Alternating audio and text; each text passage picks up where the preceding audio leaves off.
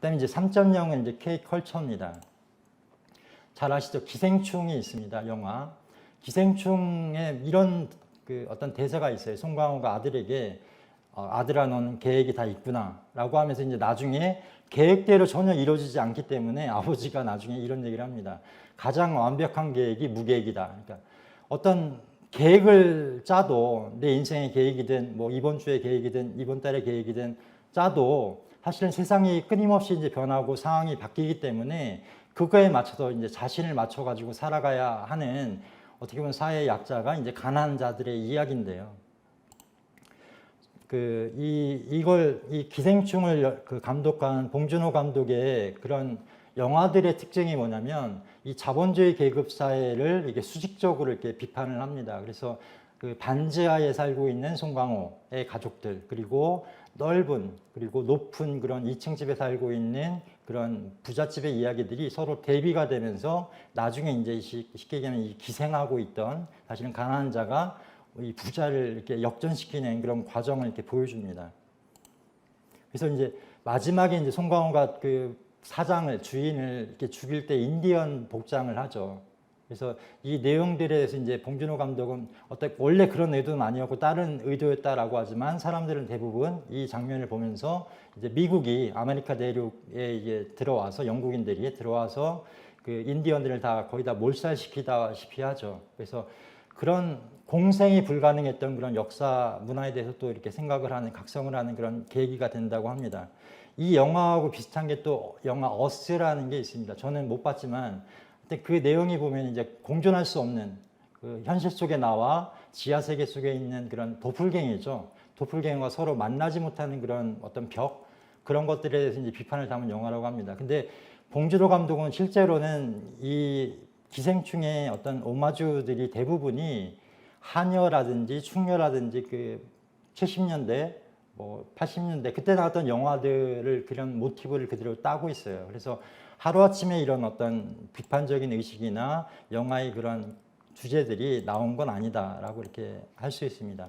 그 다음에 또 이제 넷플릭스에서 획기적인 뭐 전 세계적으로 역풍을 일으켰던 오징어 게임입니다. 이 오징어 게임은 잠깐만 설명을 드리면 세 가지 시선이 존재를 합니다. 플레이어, 구경꾼, 진실 추적자 해가지고 실제 이제 내가 어떨 때는 플레이어가 되었고 막 정말 스릴이 넘치죠.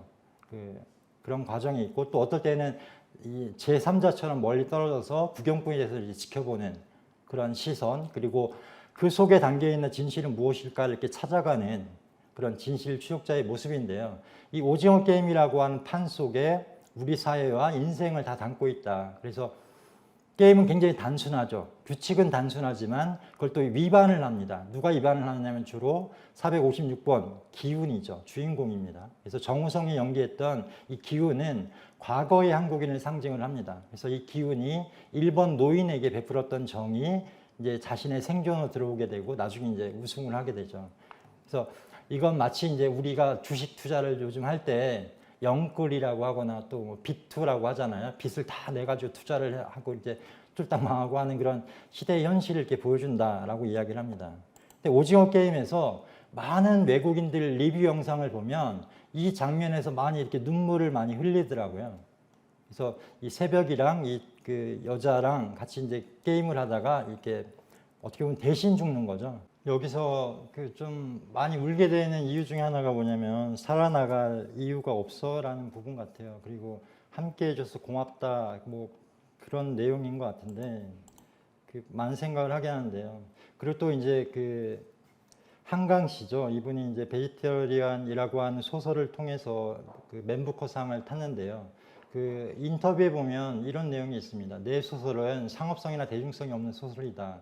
인간에 대한 질문들을 붙잡고 실험하는 소설이다 라고 얘기를 했습니다. 그래서 이 채식주의자가 되게 되는데 어떤 주인공이 그 어릴 때 어떤 트라우마가 있어가지고 뭐 이렇게 하면 좀 잔혹하게 그 동물을 죽이는 모습을 보고 나서 이제 그 채식주의자가 되게 되고 이 사람이 어떤 그 생명에 대한 또 삶에 대한 그런 질문들을 이렇게 던지는 그런 내용입니다. 그다음 이제 뭐 영화 미나리 같은 경우도 그 한국에서 이제 미국으로 건너가서 그 이민 사회에서 이제 정착하는 그런 과정을 보여주는데 결국 사실은 다 실패를 하잖아요. 근데 거기서 이제 그 윤여정 씨가 이 조그만한 개울가에 미나리를 심었는데 그것만은 이렇게 굉장히 잘 자라죠. 그러면서 이제 이런 얘기를 합니다. 미나리는 어디서든 잘 자라. 그래서 이 미나리가 상징하는 게 무엇인가?